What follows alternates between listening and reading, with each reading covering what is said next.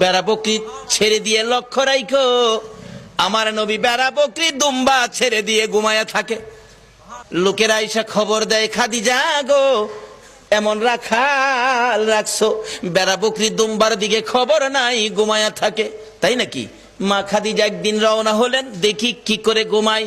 যাইয়া দেখে বেড়া বকরি দুম্বা ছেড়ে দিয়ে আমার আপনার নবী ঘুমিয়েছে। বড় বড় অজগর সাপ এসে নবীজির মাথার উপর ফনা ধরে ছায়া দিতেছে।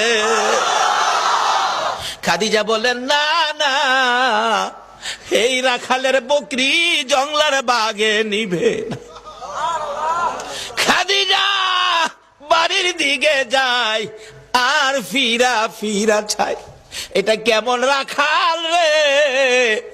এই রাখাল তো সাধারণ কোন মানুষ নয়। খাদিজা চিনে ফেলেছে। বেড়া বকরি দুম্বা নিয়ে বাড়িতে আসতে বলো আমার রাখালকে। আমার নবী দুপুর বেলায় বেড়া বকরি দুম্বা নিয়ে বাড়িতে রওনা হলে খাদিজা বাংলা রুমে বসে বসে দেখে, এটা কেমন রাখাল রে? যে রাখাল রৌদ্রের মধ্যে আসতেছিল, আকাশের মেঘের টুকরা এসে রাখালের উপর ছায়া দেয়।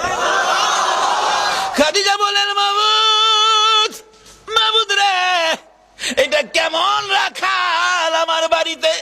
নিশ্চয়ই উনি সাধারণ কোন মানুষ নয়, নিশ্চয়ই কোন মহামানব হবে। আসেন, আর বেড়া বকরি দুম্বা আপনাকে চড়াইতে হবে না, শুধু এই জায়গার মধ্যে 2 ঘন্টার ওয়াজ। এই জায়গায় কি ঘটনা ঘটেছে আজকে এই নবীরে চিনি না, যারা চিনেছে তাদের জীবন ধন্য হয়েছে। বলুন খাদিজা, এই নবী চিনে জীবন ধন্য হয়েছে কিনা?